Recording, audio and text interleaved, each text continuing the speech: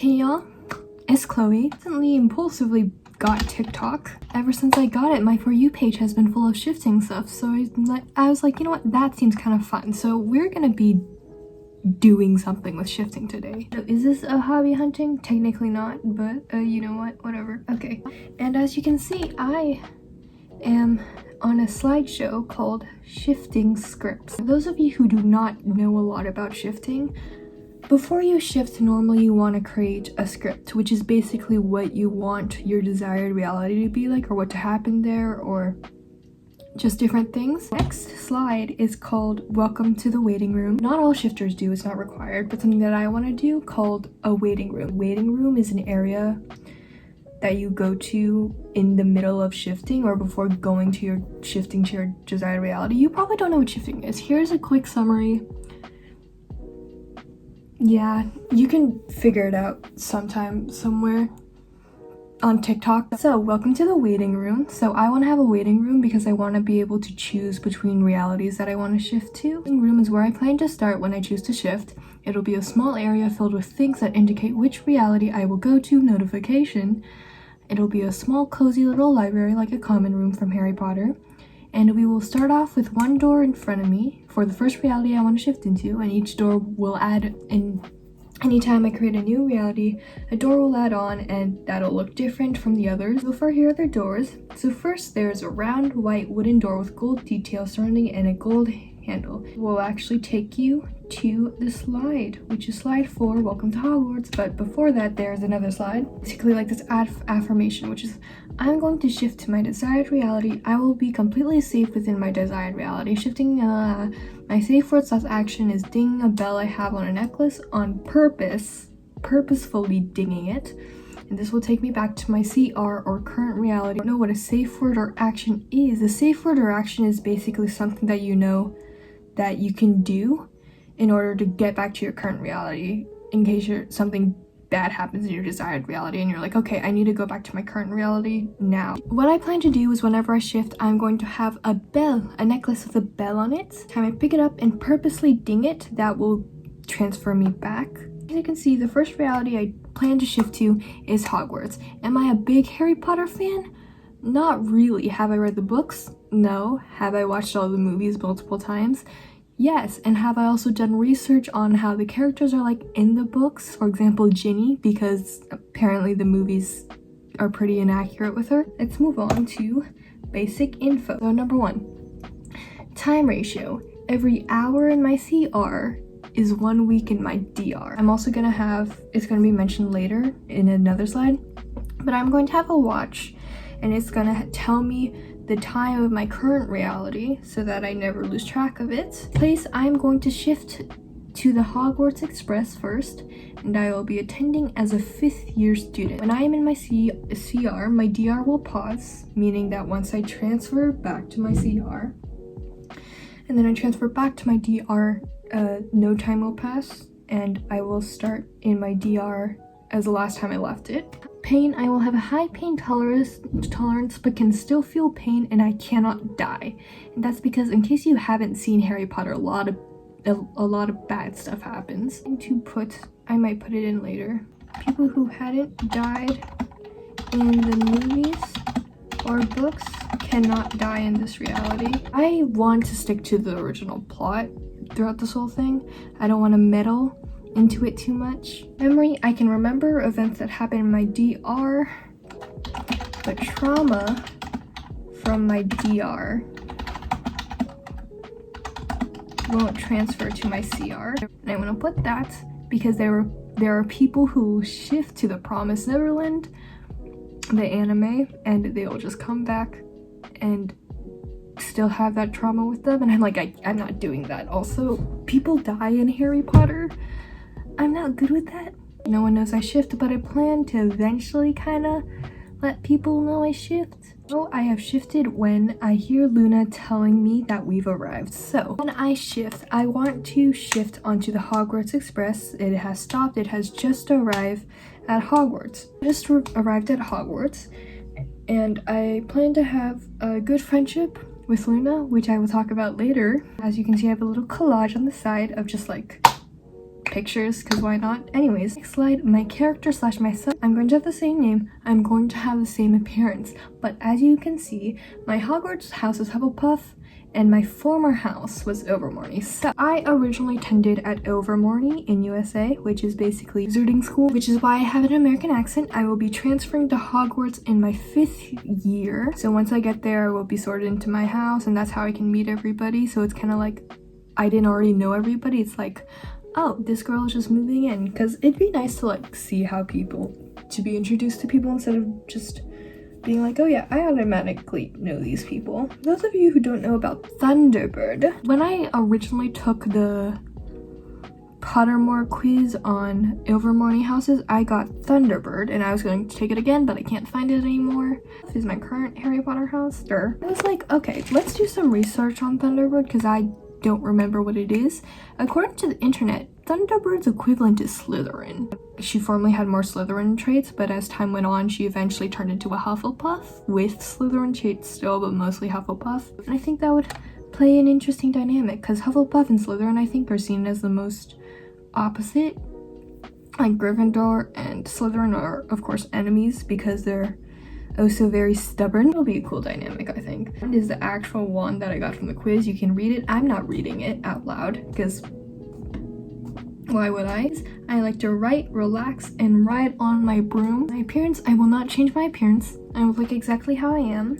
I will also still have glasses, but I will have contacts. I'm a muggle-born witch, like Hermione. My backstory in my family is kind of developed, but not really. I plan to be an orphan like Harry, who is normally under the care under the school staff. Personality traits I'm actually still developing, so I'm not going to look at that now. Background I already talked about, which is that I originally went to Ilvermorny, but then I transferred to Hogwarts in my 5th year. I am an orphan who normally stays at school since I have no guardians and the staff chooses to take care of me. And this is where it gets interesting. So I was known at my school for being an exceptional witch after a certain gift of mine was discovered. I am able to do some spells without my wand.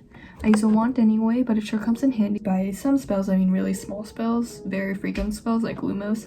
I can like light the tip of my finger. I think it'll be an interesting concept that comes into play later. So relationships. I actually don't have a lot of this. I plan to be friends with a golden trio, along with having a strange connection to Luna Lovegood due to our strange magical situations. For example, she can see stuff and she is seen as crazy, while I can light the tip of my finger without a wand. I plan to be enemies to friends with Draco Malfoy, because I plan for my character to be pretty sarcastic, and she also has some Slytherin traits, so I think that'll be fun. Character studious am I? I don't like to study very much, but my character does, so. I do not plan or intend to have any romance, but would I be mad if there was romance? No. My parents died when I was young and I don't know who they are, but I know that they were muggles. Once again, still working on that. And I will have a baby white rat named Momo.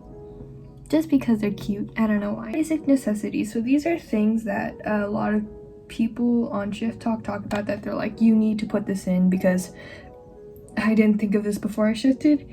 And now it's kind of like I'm struggling a bit. I will receive all needed materials for school from the school, but I will have a plain robe and my wand when I arrive. I will have all necessary toiletries, so basically shampoo, toilet paper, conditioner, body wash, etc. I will have unlimited clothing twice, but I will have unlimited clothing. I will have all knowledge needed for school and spells. I will learn and remember my common room password, Hufflepuff. I will know how to tie a tie. That's important to put in, because if you don't know how to tie a tie and then you get into Hogwarts and a tie is part of your uniform, that's kind of wonky. I will have a watch that tells me what the time is in my CR. I'll have a necklace with a bell, which is my safe action, and then I will have a plain robe and my wand when I arrive. Then I just did some collages as well, so this is going to be my aesthetic. It's mostly like light academia, Hufflepuff kind of surrounded, and magic, of course. This is my house collage, which is Hufflepuff, and I've decided to start the scripting process. So let's just duplicate. A script is basically full of things that you want to happen in your DR. If you want like a certain scene to happen, you can also script that in. I'm gonna script in background stuff and warnings. I think a lot of shifters who go into the Harry Potter world will do, which is that Draco has a choice. I was gonna say for those of you who don't know Harry Potter, but I feel like if you don't know Harry Potter, you'd be very confused up to this point and would have probably left the video by now. Everybody knows, I think everybody thinks that Draco didn't really have a choice. That's because of family pressure and stuff like that. So we're gonna actually give him a choice. You can't control him, so you don't actually know what choice he makes. It just gives you like suspicion. Like the plot will go as planned. Just tag along for the ride. About my character. So I was born in the US when my parents died for some reason. Into Ilvermorny, decide to transfer to hogwarts. Okay, something else I also found interesting was so I searched up what Hufflepuffs and what the Hufflepuff and Thunderbird combination was like, and the person who popped up to have that type of personality is Cedric Diggory. I'm joining during the 5th year, which means this is after Cedric died. So having a girl with the same personality type as Cedric going into Hogwarts after Cedric dies. I'm definitely hanging out with Neville. I'm going to hang out with Neville. I want to know about his plans. I got him a plain robe and my wand beforehand. I boarded the train and I will wake up at the station in the train when we get there. Woken up by Luna Lovegood, will later introduce me to the trio plus Neville when they all get on that carriage. I actually watched the movie back. There is room for a 6th person before anybody asks. Then we will be on our way to Hogwarts. I don't want to script too much because like I said, I want it to go along with the plot, and I also want some things to be a surprise because I've seen people who will shift into a reality and all of a sudden like Snape is their dad, or like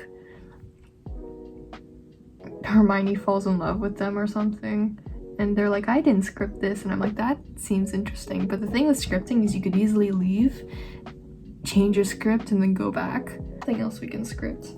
Cedric is still dead. It's taken place in the movies before what is up with that dog? I'm gonna have to rewatch the movies, aren't I? I only have to watch from 5th movie forward because my character technically doesn't have any knowledge of anything that happened before the 5th year. Add anything more to the script? I don't know. I might make another collage. They're just there to help me visualize, mainly. So I originally put that I will have unlimited money, but I think I should do that I'll have enough money instead. I'm trying to think, are there any scenes that I want to put? I want to add a dance. The Yule Ball was the year before, meaning I won't be able to attend it, but I want to attend some kind of fancy event. Court Crux, if that's her name, right? This girl on TikTok who I'm currently following, she does a lot of Harry Potter shifting stuff because her shifting stories are really interesting right now, and it's and she added in a Halloween dance into her thing because she wasn't able to experience the Yule Ball. I want to do something like that. I'm wearing Hufflepuff colors, look. I'm wearing yellow and black. I want to shift to Miraculous. The Miraculous Ladybug universe. It's trendy now, right? I started watching it when it first came out. It's like everywhere now. It's on my For You page as well. It'd be so cool to shift to Miraculous, but I feel like I'd like mess everything up. Like Adrian will say like, Marinette. Like I'll ask Adrian about Marinette and he'll be like, Marinette, she's just a good friend, and I just wouldn't be able to hold myself back after that. I haven't shifted yet, mostly because I heard shifting can really mess up your sleep schedule and I have school. I might try this Saturday and film it, and if that just doesn't work, I'm just not gonna post it. I'm gonna do something TikTok related eventually, rather than this. I am bored. Wow, I am distracted. What else? I feel like I should modify my action. Look, I added a little Pusheen Hufflepuff thingy up in the top right. That's so cute. How I do my collages, I didn't use Pinterest because I actually created these collages on my school laptop and that's restricted. So I just searched up like, because my aesthetic is mostly light academia. So I went on my laptop and I searched up light academia aesthetic. Went to Google Images and just picked a bunch of photos that I think fit, and then for the PNG stickers I went to PixArt. Yeah, so that's how I organize my shifting scripts. I organize it by basic info, character / myself, relationships, basic necessities, my aesthetic. This section is just mood boards, like if you need any, and then script. That will eventually add more realities and doors to my waiting room. But yeah, let's do the outro because I have that. Thanks for watching. If you made it this far, if you like this video, hit the like button and press subscribe if you want to see more from me. If you have any video suggestions, put them down in the comments below because I am always open to those. And yeah, thanks for watching once again, and I hope to see you next time. Bye bye.